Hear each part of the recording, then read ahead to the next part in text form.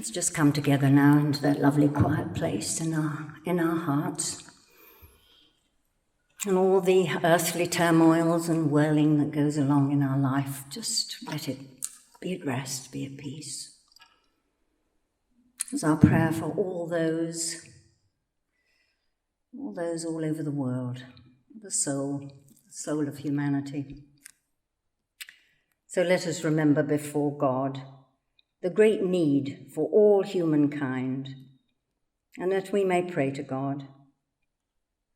We make quiet the busy mind of every day. Let us open our hearts to the Father, Mother, God, to Christ the Son, to the Holy Trinity of wisdom, love, and power. In the holy name of Christ, by the Christ light in the hearts of all people, we call upon the great angels. Feel their presence and their power. We attune ourselves to the prayers of all men and women of good will. And being thus prepared and ready before God, with all the will of our minds, with all the love of our deepest hearts, we send forth the light. We send it forth as a great star of light, a blazing star, withstanding, overcoming all evil, triumphant over darkness and death, a star of the Christ light. By all the power of Christ within our hearts, we send forth the light.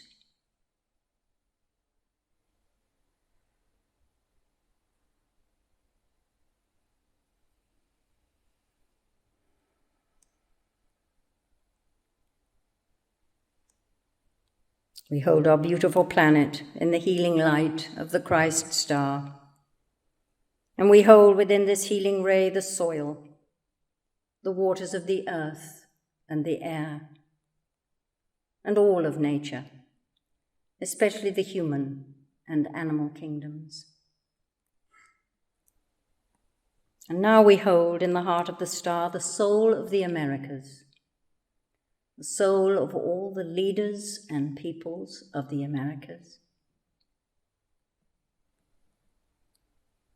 May the light of the Christ star shine through the hearts and the minds of all the people of the Americas to bring healing to mankind and a deep reverence for all life.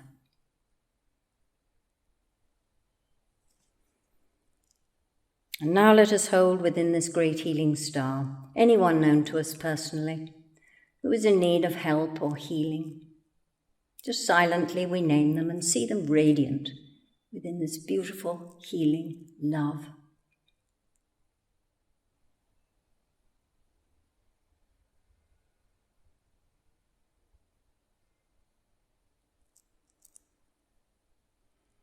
And we thank thee, Lord, for your presence and the blessing of your healing grace upon these, your family. Amen. Amen. Amen. Now we'll continue our healing with our healing circle. Let us open our hearts to the Christ power, wisdom, and love. As together we call upon the angels of healing to draw close. We come into the soft radiance of this love, and as we focus and hold the healing light of the Christ star over all of our world leaders throughout the world, we hold them in this beautiful, healing Christ light.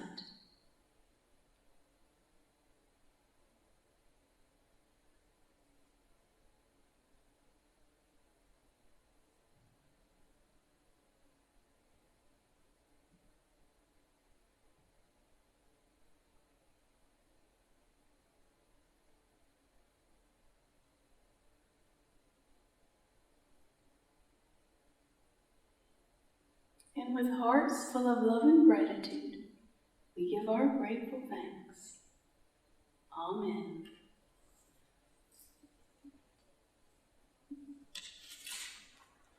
Jane has selected a beautiful reading today for our service.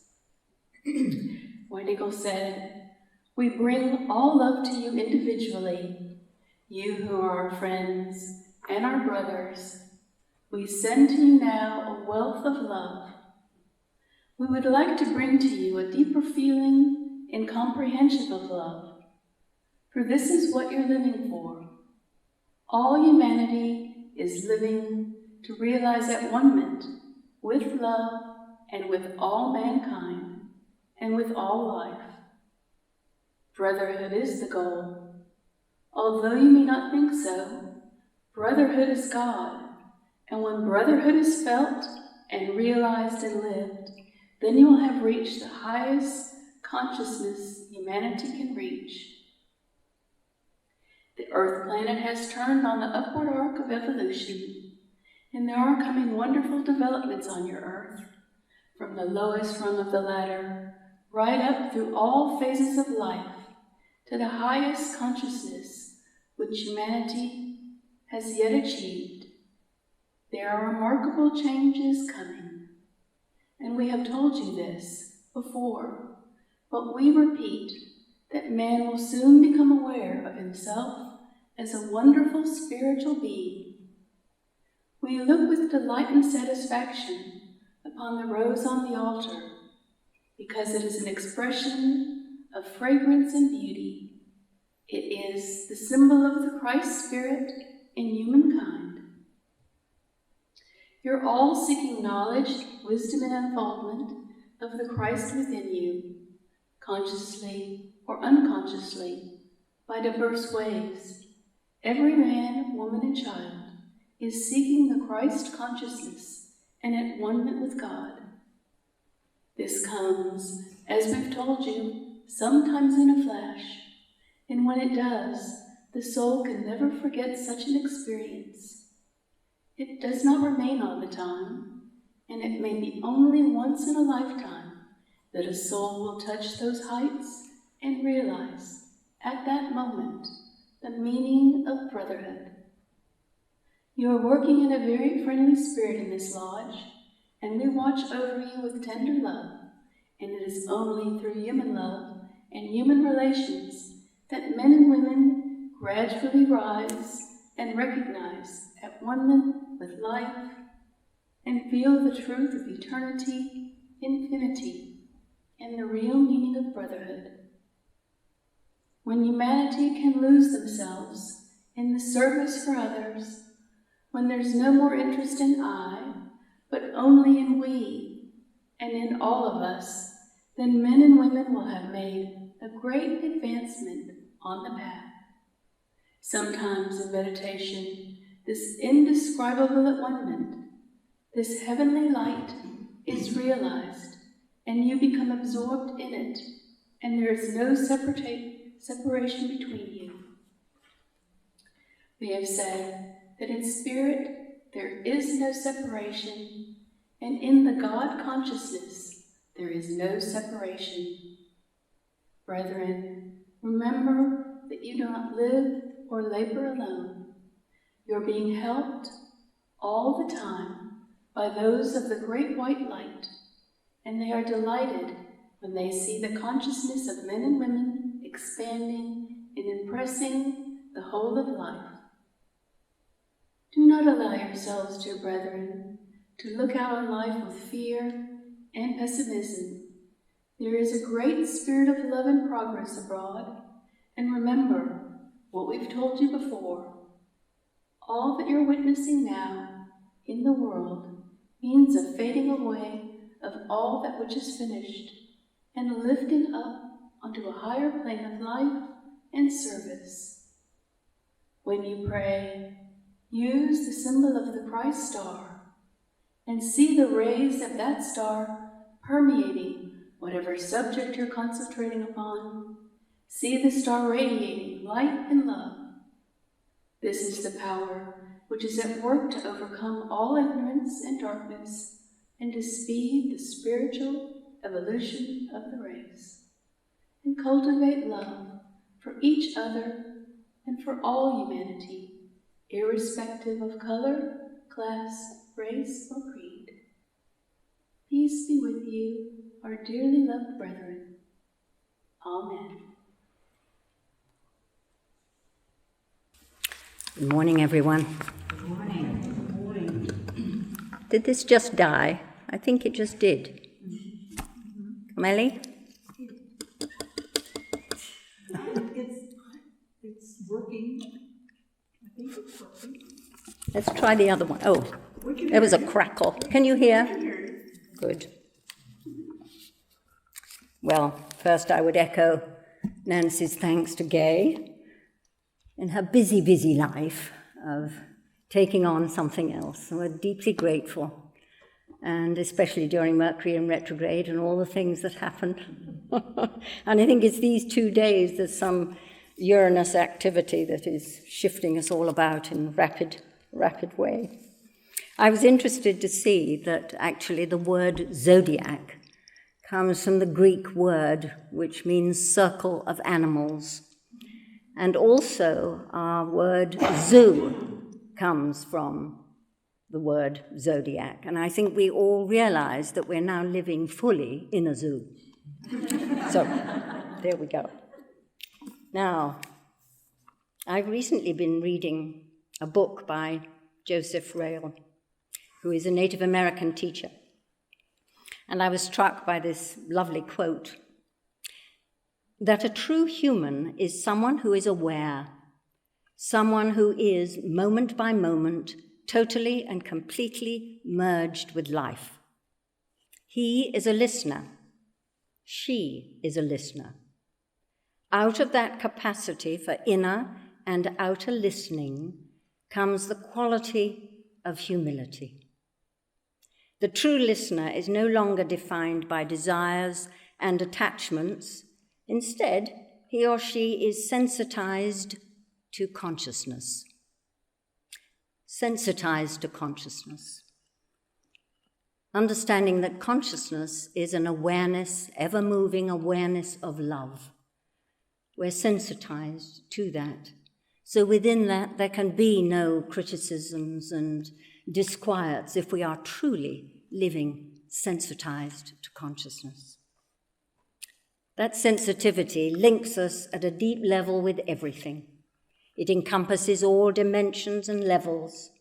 It connects us with who we really are, part of the same soul of each other, and each of us a truly divine being. So what on earth do we mean by a divine being? Most of us are pretty much immersed, for the most part, in our physicality, and perhaps forget to remember the divinity that is within us. When we can work from that divine center, that all-encompassing awareness, we link with who we truly are and every other.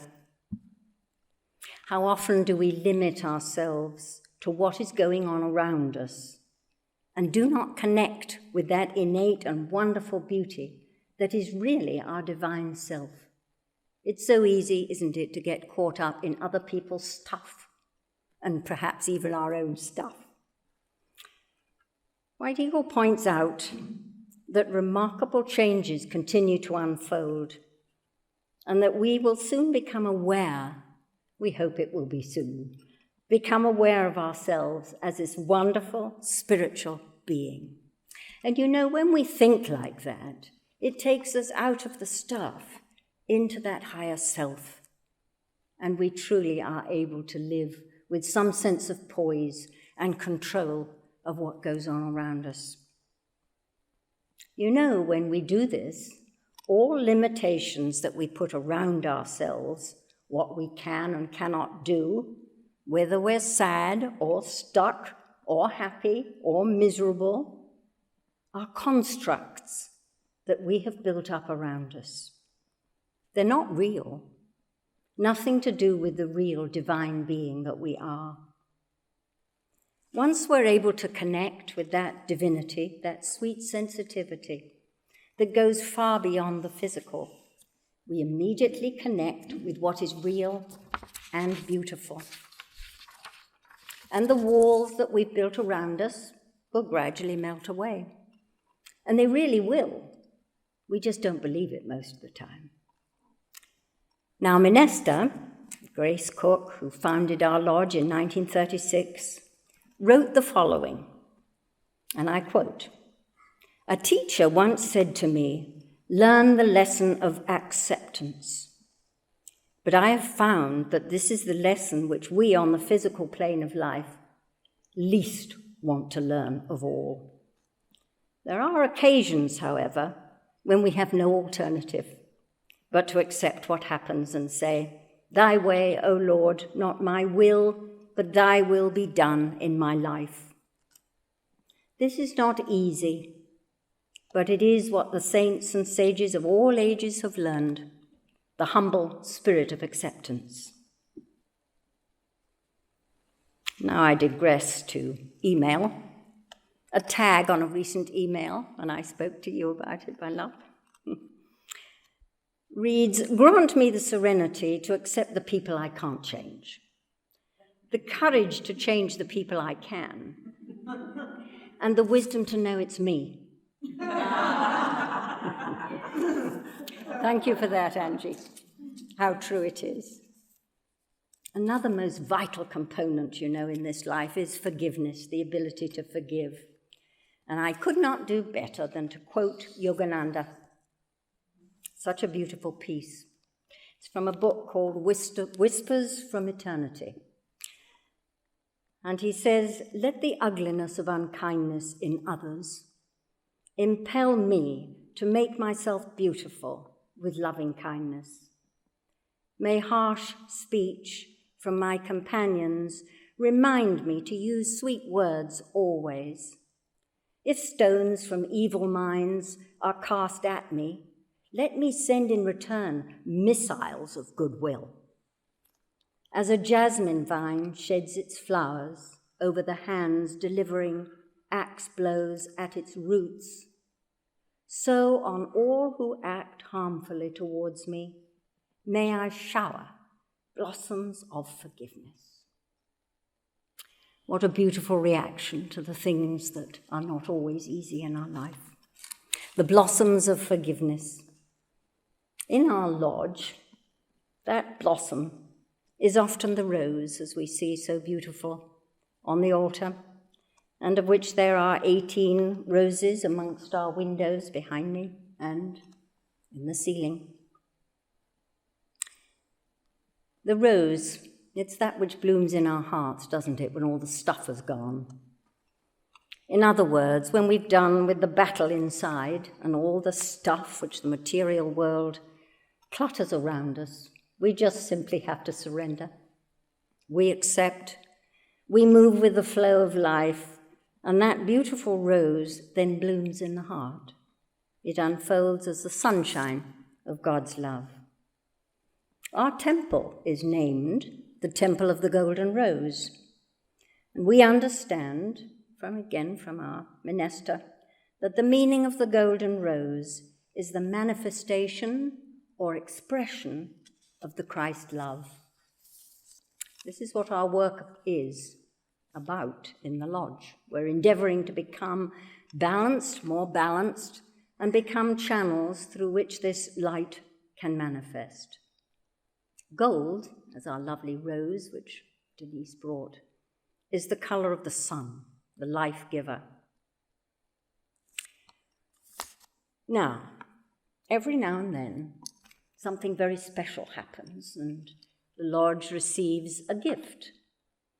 And just recently, not long ago, a gift was brought to me for the lodge from, and I don't know, probably there are very few of you, except maybe Alva remembers the Hoakes, Jimmy Don Hoke and Candice Hoke, who were part of the lodge and still are, who were right at the beginning when we were in the little stable across the lawn from the temple. And I just got a phone call, and they said, "We need to meet you." And so I met them. And Jimmy brought this box to the table. He was sitting in the pizza shack, actually. And he said, "I've been guided by a group I know as the Rose Group to design and build something for the lodge, which on the right occasions must sit upon the central altar. And it is gold, it's 24-karat gold. I'm going to bring it out and put it on the central altar. It is quite beautiful." And he said he was guided in every way as to the measurements and positions of what he made. And it was to bring at this time a focus on the rose and the meaning of the rose. And so I'm going to bring it out now.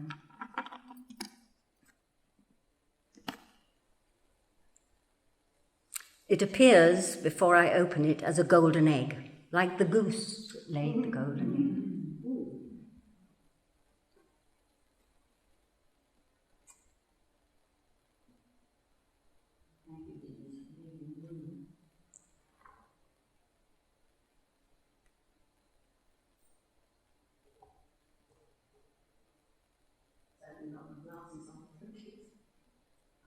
Oh, oh.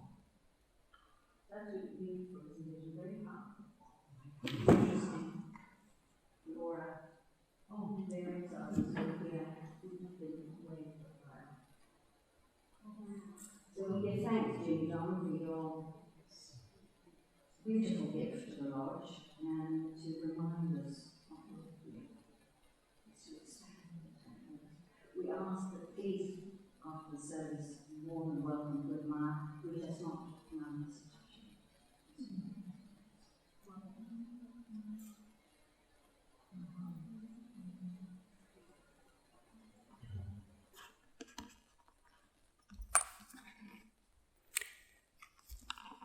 That rose brings a beautiful power to the center of our group. And perhaps it would be good just to go into our meditation now. Just to find that still, beautiful, soft, divine self that we all have.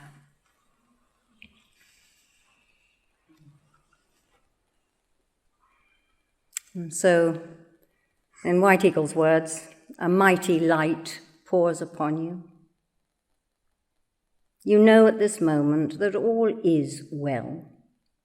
All is well because God's love enfolds you. God's love you, and as you love, so you feel God's love for you. And so we come under the star, feeling that beautiful inflow of love, light, beauty, sweetness, humility. And let this essence flow into all of our hearts.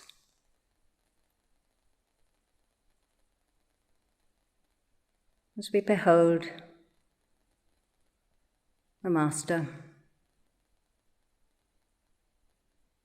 the Lord Christ, who brings the gifts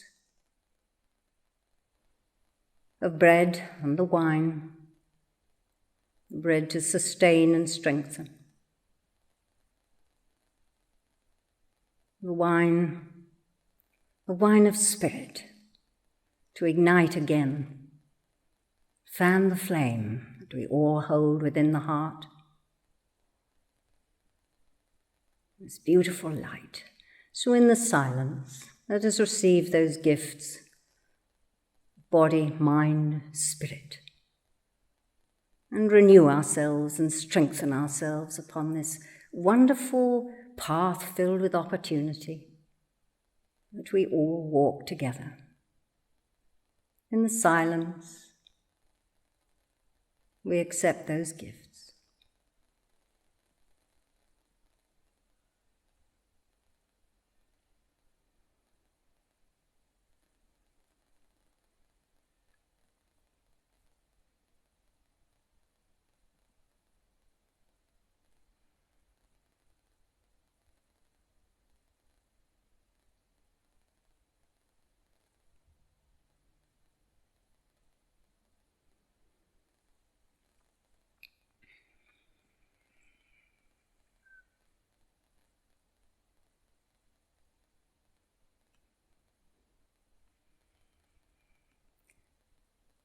And may God's blessing enfold, uphold each one.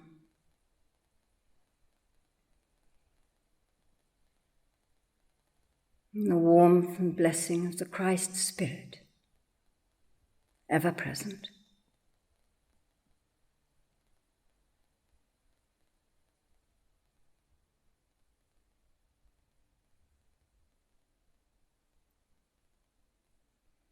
Amen. Amen. Amen.